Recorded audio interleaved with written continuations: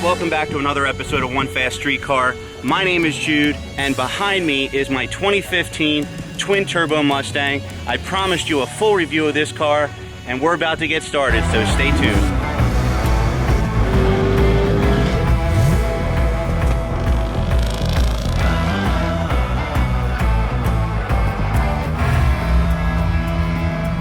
So let's get started with the interior of the car. I did replace this steering wheel with the 350 GT Alcantara steering wheel. I love this. It's got the flat bottom. It feels great. So we replaced this shifter with the Hurst short throw shifter. It's great for banging gears. However, I'm not really crazy about this little thingamajiggy that's in the way here when you need to put it in reverse.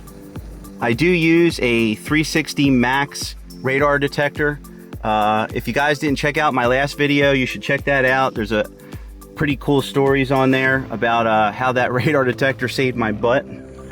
Guys, the first thing I want to point out is I did not change the rims. These are the stock 2015 20-inch rims that the car came with. I love these rims. It's one of the reasons I bought this car. The combination of the rim with the gray combined with this color just, to me, looks awesome. So I did replace the rotors. They are power stop rotors, and I did have the calipers vinyl dipped red, both front and rear. So I did replace the taillights with these aftermarket ones I got from American Muscle. I'll put the link below in the description of all the parts I'm describing in this video, so I just wanted to remind everybody of that. Again, I got these from American Muscle. I think it's one of those things where you either love them or hate them. Some people like to call them Ferrari style headlights, but again, I just like them because they're different. Let me start by saying I love the Borla Sport exhaust before I got the turbos. As soon as I put the turbos on this car, the sound deadening of the turbos really made this car, it basically sounded less than stock after I put the turbos on.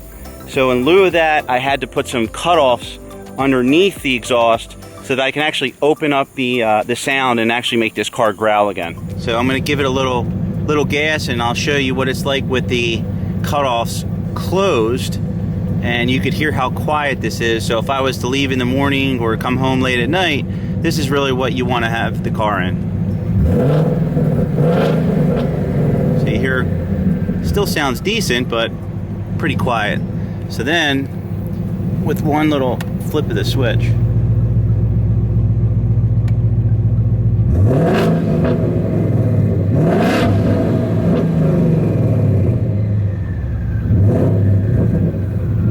that's it. Now it's open. So this is the Hellion 55mm twin turbo kit, installed with 95-pound injectors, a Turbo Smart e-boost street controller, and a stage 2 snow performance water methanol kit. This setup right here is pushing out about 1,000 horsepower to the crank, little more than 800 to the wheels. Guys, I want to bring you up to speed about something on this kit. I absolutely love this kit. The power it puts out is awesome. It's very smooth. However, there's one small downside to this kit, and I want to show you, and I need to get down on the ground to show you this. But the downpipes on this kit, if you lower your car with some lowering springs or anything like that, you are going to be just a few inches away from hitting the ground. And I want to show you what I'm talking about. Can everybody see that? Can everybody see those downpipes right there?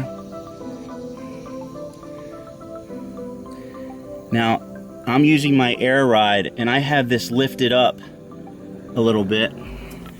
That right there will prevent you from going over a speed bump, hitting a pothole, and potentially bottoming out or anything like that. So this is where you turn on and off the water methanol kit. It also turns on the boost controller, so it does it all in one shot. So you just flick this on, the boost controller for the water methanol will come on down here, and then I have my boost controller for the turbos in my glove compartment. Hey, some other things I want to mention about the car that you can't see from the outside. I do have an aluminum one-piece drive shaft underneath, as well as the Steeda Stop the Hop package. It's a complete package that you can get from American Muscle. Again, I'll have links below in the description of all the parts that I'm going over today, but that particular package is absolutely necessary for a car that you're going to be putting some serious power down to. For example, the clutch is an Exedy 600 stage 4 clutch. That clutch has actually worked out really well. Seems to handle the power just fine. I don't ever really feel any slipping or anything like that, and that's proved to be a really good modification. Some of the other things that you can't see are the light package that's on here. I do have a full LED light kit, and I'm going to review that in another video because it's kind of hard to do that review in the day, and I'm not going to be able to do this anytime soon. So I'm going to have to make that another video, so I apologize for that. But I will do a full review of the light kit that was on here. Okay, I'm going to demonstrate the air performance system, and as I said before, the reason I went with this system is because of those downpipes in the front really make it low to the ground. So right now I'm actually an 1.25 inches above stock.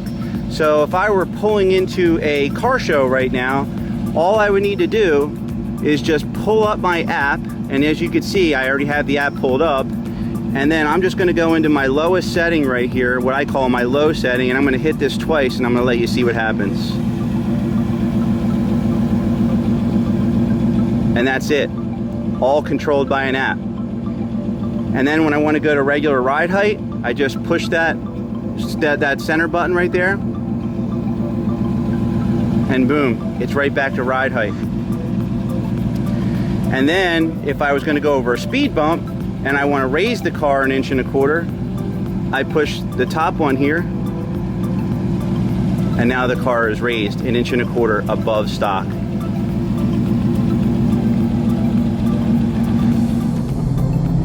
Thought it'd be good to share a little bit of driving with this car. It's kind of hard to review your own car when it comes to driving experience and whatnot, but I will say this car is a very streetable car from the standpoint that it has not changed one bit since the day I got it in terms of the way it drives. It's just got more power when you need it, which is what I absolutely love about this car. This car is almost identical to a stock GT from a driving experience until you floor the gas. Hey, one more thing I want to talk about while we're in the car is the fact that this car is a 6-speed. To me, you just can't beat being connected to the car with a 6-speed. I know that they say, well, it's pretty much been proven that an automatic is clearly the faster choice from a quarter-mile standpoint, but as far as feeling connected to the car and having a great driving experience, I just don't think you can beat a stick. So that's just my opinion. I'm not saying it's right or wrong, but that's just how I feel. So that pretty much wraps up today's video. We're going to be doing a lot more content around this car, including we're going to be doing a wrap. We're going to be taking it back in for a new tune and put back on the dyno, see what kind of numbers we're generating horsepower wise. And I also have that video for my Conquest coming up as well. So please stay tuned for that next week. Remember to subscribe, please hit that like button, and I'll see you then.